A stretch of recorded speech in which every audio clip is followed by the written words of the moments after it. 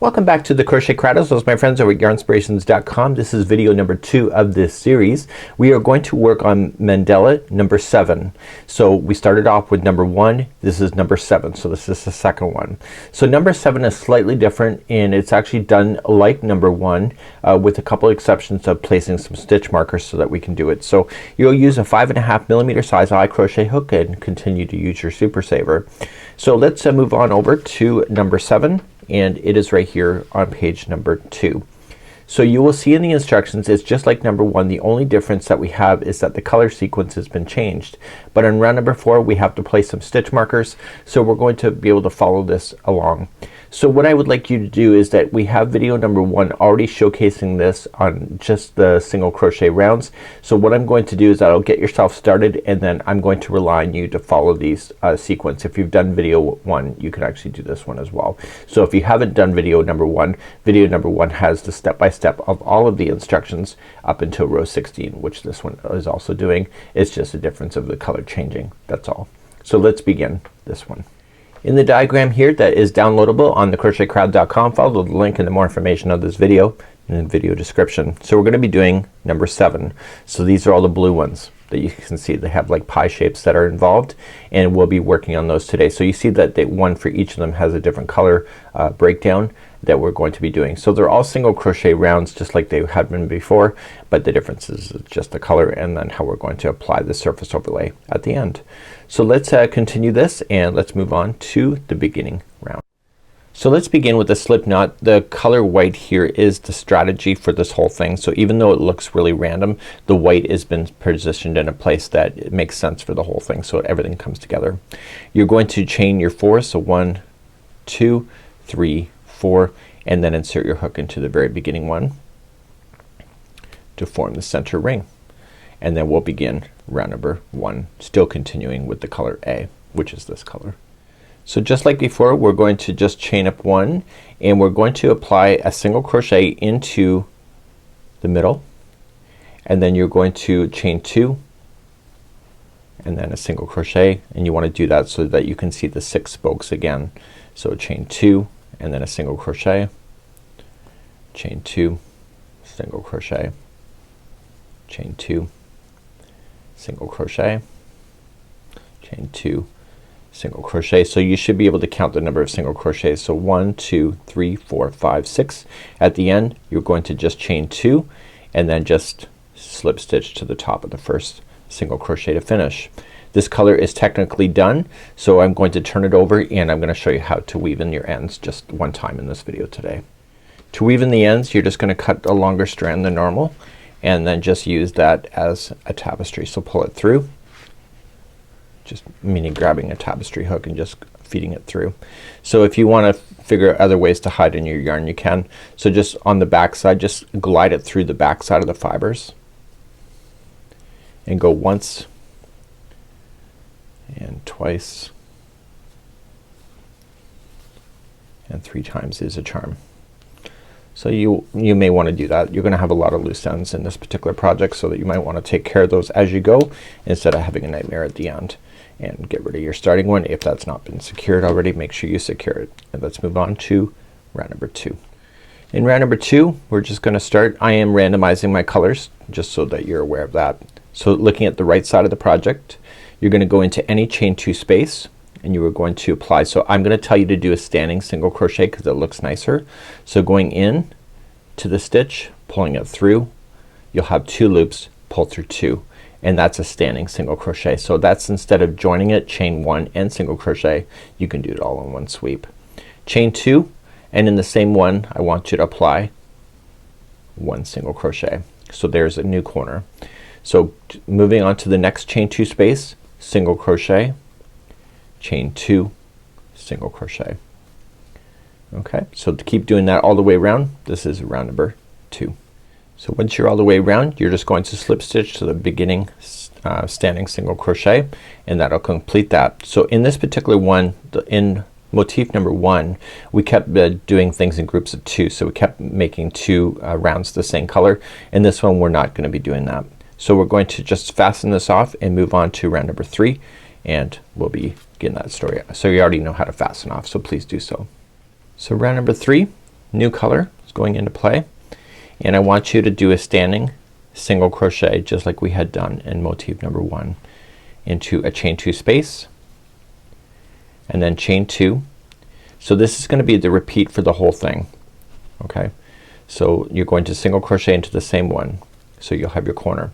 So you're always going to skip the first one out, and then you're going to go to the second and single crochet, and then you'll hit another corner.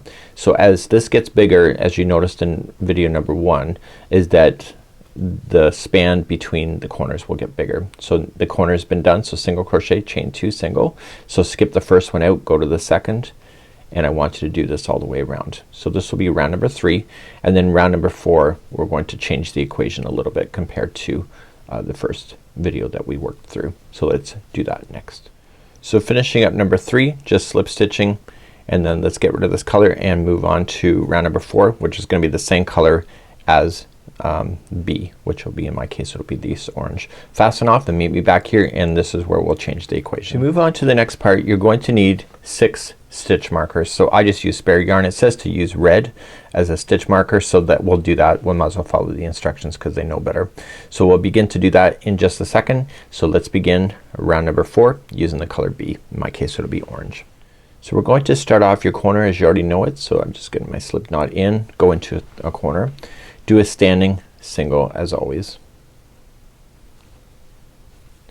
and then chain 2 and single crochet. So it says in the instructions that you're going to put in a stitch marker on the 3rd single crochet that follows each corner.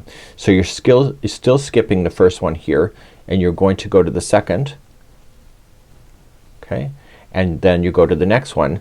This is technically the 3rd stitch. Okay, so you see this is the corner. So this is 1, 2, 3, and then you'll do a corner. So then it's single crochet, chain 2, single crochet. So it says to put the stitch marker in the 3rd stitch from the corner. So we'll do that one, and we'll do this all the way around. Okay, and if you look at it, do you see that? It's actually right directly in the middle. Interesting. Okay, so skip the first one out. Okay, and so this is considered the 1, so skipping to the next and the next, this is the 3rd one, and then you'll do your corner. So I would do a side first. You can actually do all the way around if you actually can see it, which I would probably do in my case. Just put on all your stitch markers later. So stitch mark this all up. This is round number 4, and you'll fasten off this color and move them back to the color C, which in my case will be green. Do this round. This is number 4. So coming all the way to the end of number 4, I'm just going to join. As I told you, if it was me and you weren't watching me, I'm going to go back and you're going to fasten this off, and I'm going to go back and mark all the ones that I need to with the stitch marker. It makes sense to kind of do it at the end because you kind of know what you're looking for, hopefully. So please get ready for round number 5. We're going to talk about that, and then we will do the next few rounds on your own, and then I'll meet you on number 8. But let me do this first, and I'll be right back in a second. So all my stitch markers are in. So I want you to do rounds number 5, 6, and 7, and then I'll meet you up on number 8, and 8 is going to be where we're going to place more stitch markers. So it's exactly what you already know. You're just going to join to a corner, standing single, chain 2, and then single crochet in. You're going to skip the first one out of the corner, and then you're just going to single crochet the rest, and then you'll end up in the new corner, single crochet, chain 2, single crochet. So the span will get bigger and bigger, and I want you to do this for rounds number 5, 6, and 7, and then I'll meet you back here in just a moment as we start round number 8. So the rounds are all identical to each other as far as like the stitch counting. It's just they're getting bigger as they go. So let's see you here on round number 8 in just a moment. I'm preparing for round number 8. So it says to use blue stitch markers, but I don't have blue. I just got purple here, so I'm just going to use that. So I'm going to get ready now for round number 8 using color B. So you'll see the striping effect is happening. So let's get ready for round number 8. So round number 8, let's just join to the corners. We already know it. Standing single, chain 2, and single crochet. Now it states in the pattern that we are going to place a blue stitch marker in the 5th single crochet following the corner. So this is considered 1. It's in the corner. We're skipping the next one, which we're always doing. So this will be considered 2, 3, 4 and 5. So in the fifth one here, this is where the stitch marker is going to go. So you can determine if you're going to put the stitch markers in as you go, or you can wait to the end. It's up to you. You'll be able to see that as well at the end, which I probably will do. And then you'll carry on your story right to the other side of the corner. Okay, so we're doing our corner. So single crochet, chain 2, single crochet. So you'll see it's right in the center. So you got the 1, 2, 3, 4, right, and then 1, 2, 3, 4. So the fifth one is the right one, and I want you to carry on around just as you know it and place your stitch marker in. This is round number 8. So I'm finishing up round number 8 and I'm just going to join it. I did place the stitch markers as I went. I thought it might have been easier this time around because it's getting bigger.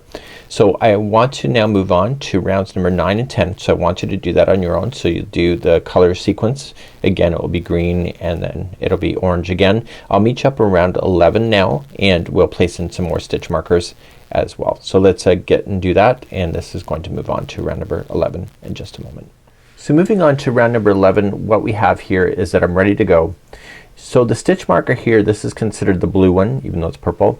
What we're doing is that we're marking out these triangle spots here, if it's easier to see it depending which one you're looking at. So this one here is going to be the smaller one in the middle and this is the bigger one. So we'll be dealing with this one later.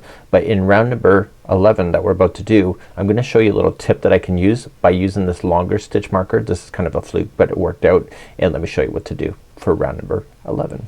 So in round number 11 we're just going to join and then chain 2. And so this will be the second one that's going into the corner is considered number 1. So we have to locate row number 5 and number 8. So if this is number 1, we'll skip 1, we go to the second. So this is number 2, 3, 4 and 5.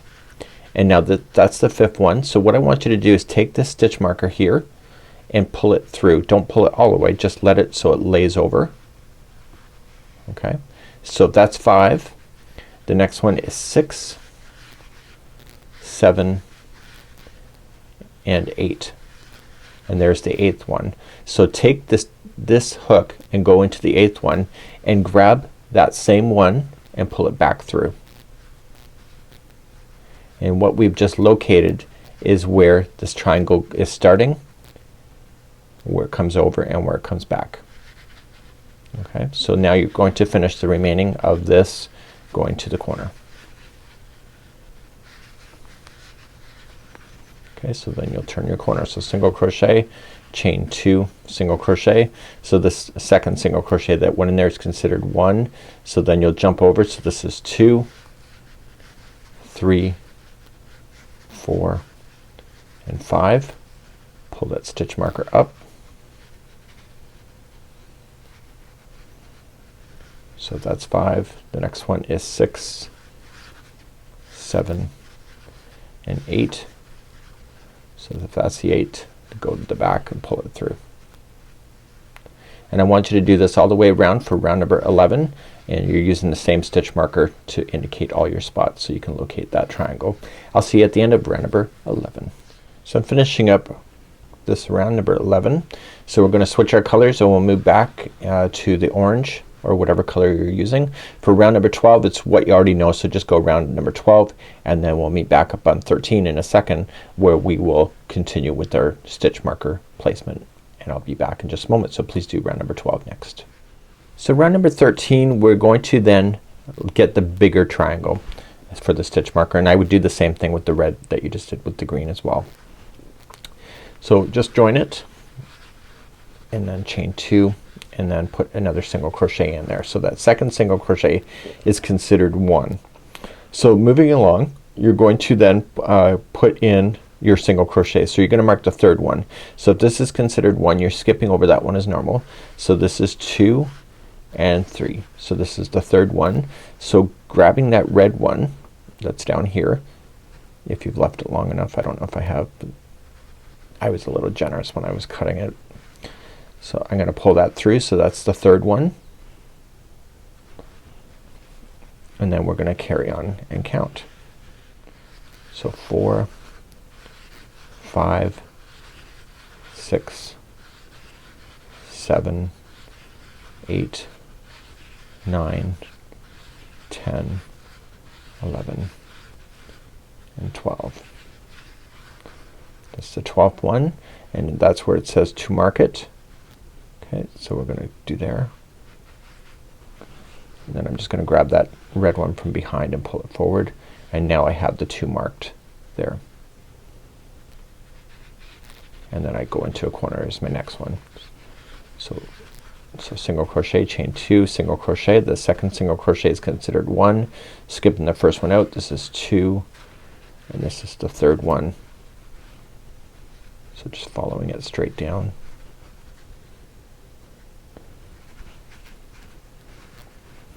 Now the person that gave me some advice online said that they didn't bother to do the stitch markers. They could tell, but if it's something that you may want to do the first one so you have an idea what you're doing, that might be an indication too. So if that was 3, 4, 5, 6, 7, 8, 9, 10, 11, and this is the 12th. So stitch mark that one.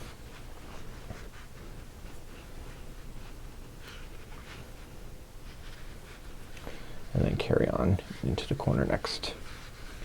Okay, so do this all the way around. This is round number 13, and then the rest of the rounds are all easy. They're just, there's no more stitch marking to do, and we'll carry on from that point once we're all the way around. So right now I've just finished off round number 13. I need you now to do round number 14 and 15, so it's just changing these colors back and forth, and then round number 16 is the final round using back the color A.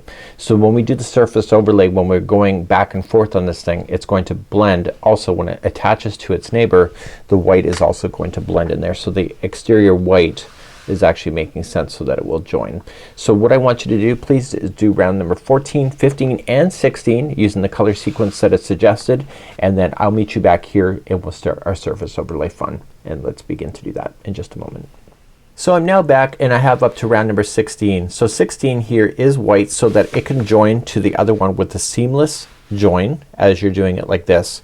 So now I have to apply the surface overlay. So let's take a closer look at the actual project itself, because the way that that surface overlay for this style is different from the way that we did it here, but it's the same technique, it's just a different path to follow. If you look carefully at this particular motif, you're going to notice that there is triangles.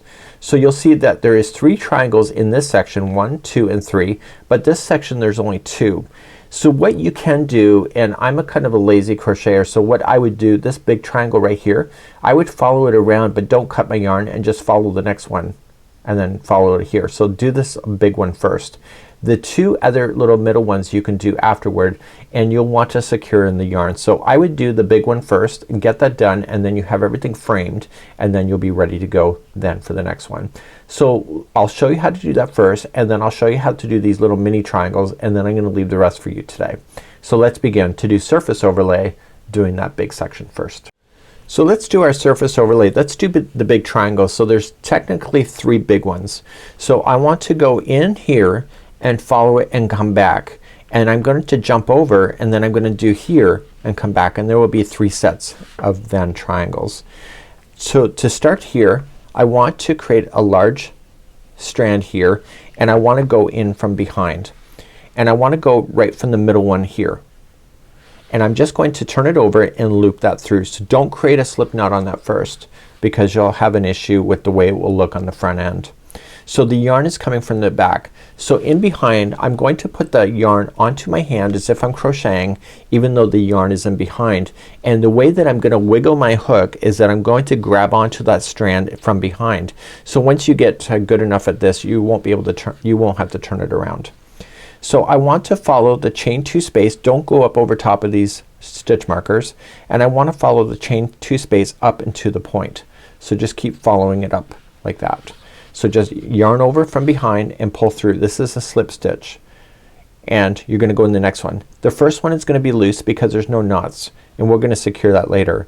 So you'll jump into the next chain 2 space, yarn over, and pull through.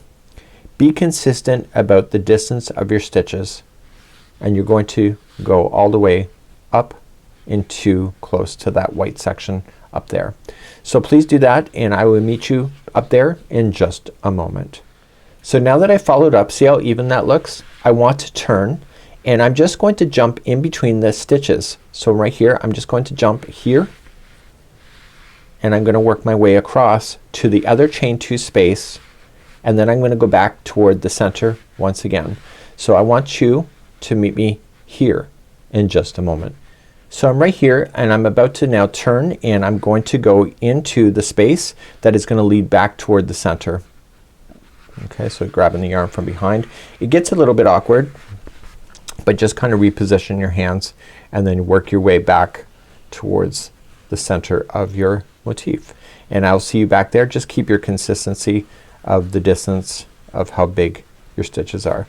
So I'll see you at the middle once again, and I'll show you how to progress along without having to fasten off, and I'll see you there in a moment. So I'm now heading back into the middle again.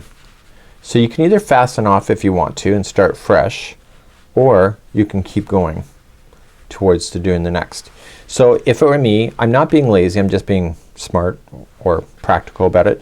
So I have to now jump over, and I have to get to this section here. So I'm going to come on out and then over and then back down. So just how I showed you. So all I'm just going to do is that I'm gonna come into the center. So I'm gonna go right to the center so I can get a good restart of the slip stitching. And it would be better if I could actually grab the right yarn. So I'm gonna turn it over to take a peek. Okay, so I'm back in the center once again. And now I'm going to turn, and I'm going to go up this next piece right here. So I'm just gonna immediately jump to the next chain 2 space up here, and I'll show you how to finish this round off as well so that it looks even all the way around. Okay, so then once you get that done, you can just zoom on the way out and then turn up and then come across and then back in. So I'm gonna leave this for you, and then I'll see you back here in just a moment, and we'll do the other little triangles as well. So I've now officially gone all the way around. So you can see I went up, over, down, and then I jumped over. So look at this one here, it's loose. So that's the very first one that we started with. So I want to cut this strand leading to the yarn ball a little bit longer than normal, and I want to pull up to this. So I'm on the good side. I want to be able to secure this to the other one that's there. So what I'm going to do is that I'm going to wrap around the big one here, and we'll pull that tight in a bit, and we're gonna go around it, and the one that I'm currently in, I want to go down through the middle of it, straight down into the other side of the project, and we're gonna turn it over. So I'm going to secure this loose end on the back side, any loose ends of this color, and in order to do that, it's like what I showed you in the beginning on round number 2, or sorry, round number 1 or 2. And I'm just going to stay on the back, and I'm going to weave it in and out a total of 3 times. But we still have that starting strand to worry about, so we also have to do that one as well. So go back and forth 3 times here. And I'm going to put the other one that is on hanging out. I'm gonna put that on my tapestry needle. And before we pull on it, I want you to turn it over so you can visually see it. And when you pull, it should make it look like they're all, I've actually already pulled it by accident, but my point being is that they all should look similar. So now just weaving on this side, back and forth a total of 3 times to secure that in. So once, twice, and 3 times is a charm. So what I'm going to do for you at this moment is that those 2 other triangles that we have to pay attention to, I want to be able to do a couple on my own just to make sure I understand what I'm doing, and I'm gonna be right back. I'll have one done, and then I'll have more concrete advice to give you to be able to show you the next part of the process. So I'll be right back in just a few minutes. Okay, so I've just did one on my own. It's not as hard as I thought it would be, actually, to be honest with you. I did leave in my stitch markers just for your benefit, but as I would pass them, if it were me and you weren't watching me, I would literally pull them out so that it's easier to as I pass them, then I don't have to worry about passing over those. So what I want to do is that I want to start in any section that you would like to start in, and it's like before, we're going to create a large tail and see where it's coming out of right there. I want to come into the one that's just right below it to loop that yarn through. So there's no slip knot, and my first stitch is going to be in the one with the stitch marker. If you follow that line up, you're going to notice that it's the same stitch count from the side of it. So if you see how it looks there, so if I follow that line up, and you don't gotta follow the line, but just notice that it's 2 stitches away from the edge. If you just follow 2 stitches up from the edge, you can go all the way up to where that is stopping, and then that's where you're going to cross over to go across and then back down the other side. So I'm just maintaining 2 stitches across. Do you see that?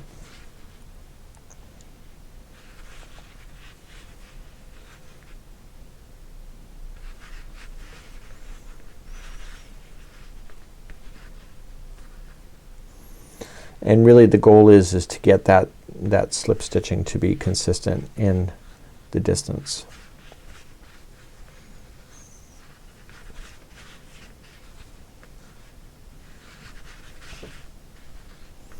So the red one is going to be the last one, and then we're gonna turn. So we're gonna go across this row, just go on the sides of the post.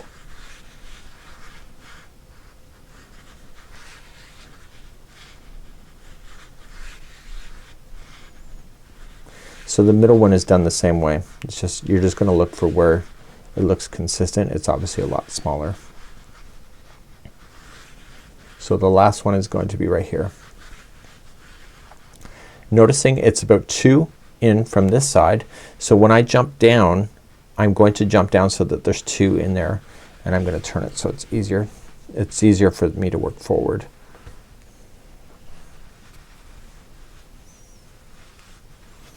Of course you can secure all your loose ends later. I'm going to show you how to finish this off as well, as far as like once we're done all the way around, just to make sure it looks good. And so I find myself, I'm just counting over, so just stay within the 2. I feel like I wanna cut it off and not do it like that, but you wanna be consistent. So 1, 2, and that should take you all the way back down.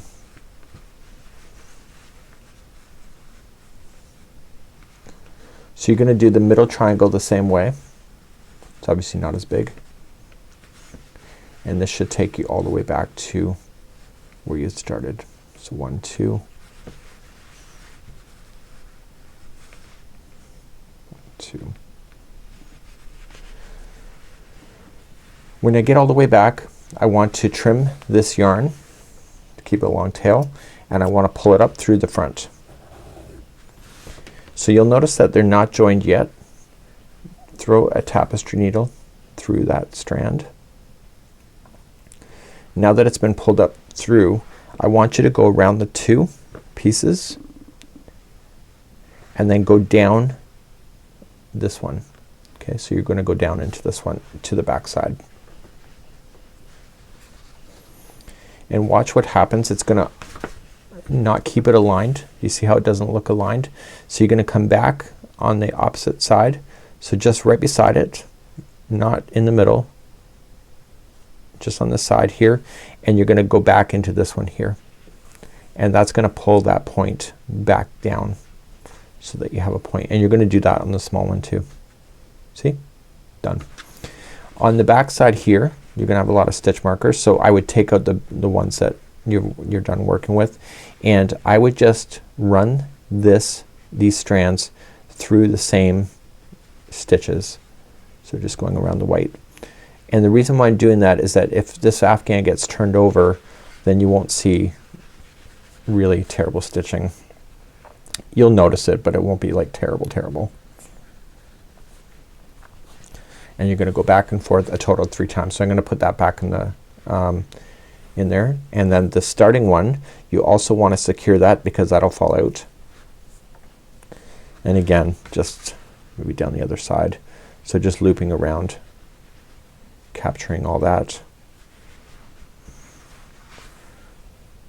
and then back and forth a total of 3 times as well. So that's how what you would do, and then the small triangles done the same way. So let me just get my third one done. I just gotta put that one in a third time. So the other one, then we're going to start here. So you go down here to pull it through, and then this will be the first one that you loop around. You'll notice the line. So maintain that, and then come across and then back down, and then finish it off the same way. So this will be how you do that, and meet back here in just a moment. We'll recap, and then that's it for today. So now I have this one done. If I were you and you were me, now that I've done this with the stitch markers, I would do the rest of the 5 without the stitch markers, because I can actually see where to go. I just have to look for the chain 2 spaces. I just have to, maybe I would mark the first one just because I can, and then I can see that there's 2 stitches that are missed, and then I carry it up and go across and then back down, and then etc. here. So that's something I would consider for myself, because that's fine. I would also consider doing all of these at the same time without doing the surface overlay. Put them off to the side and then do all your surface overlay at the end. I would then, if it were me and I were you, I would then weave in all my ends at the same time at the back. So I would do all the surface overlay and then weave in my ends all at the same time. So that's what I would do instead of having a flip, flip, flip, flip, flip. So this is the 7th hexagon. So this was number 1. This is the 7th. You'll need a total of 6 of these. And it seems like those striping, when we did all the striping, when you really saw it, you can actually really see it here, but the surface overlay really kind of breaks it up into being really more unique. I would also then finally I would steam block all my hexagons as well, or just damp block it, let it lay flat. This one has been blocked on this one over here, and then when you're ready to join, you'll just do an invisible join just like that. So that's something to consider, and next time I see you, we'll move on to the third one, which will be number 13, and you'll do 6 of those as well.